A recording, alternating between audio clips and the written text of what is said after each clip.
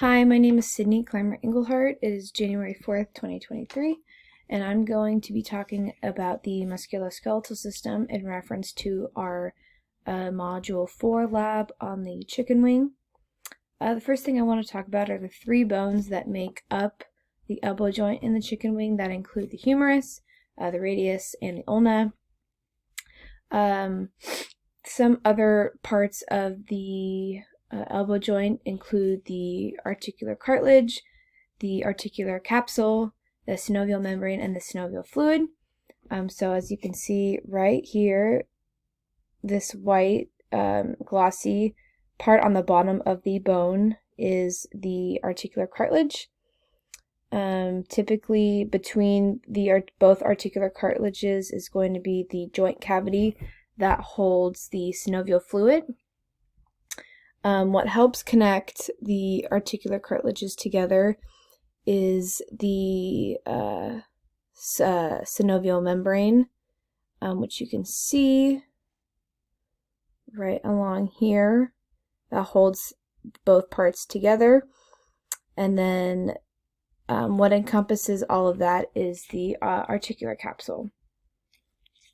So that is the dissected wing. As you can tell, all the inside is where all the parts of the elbow joint are. So again, the articular cartilage, in between is the joint cavity, which contains the synovial fluid, the articular capsule, which is encapsulates the cartilage, and the synovial membrane. And then the synovial membrane as well is what connects both articular cartilages together. One disease that affects the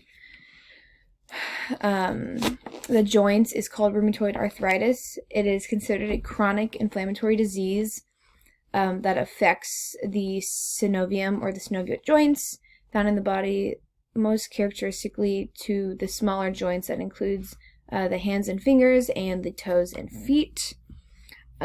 This disease thinks of the cells in the synovial joint as bad, and so the body attacks them, causing a swollen, painful joints. There is no cure for rheumatoid arthritis. So because of that, the synovium becomes really thick, and again, like I said before, it causes joint stiffness, painfulness in the joints, and it's hard for a lot of people to move once this disease has gone on for a really long time.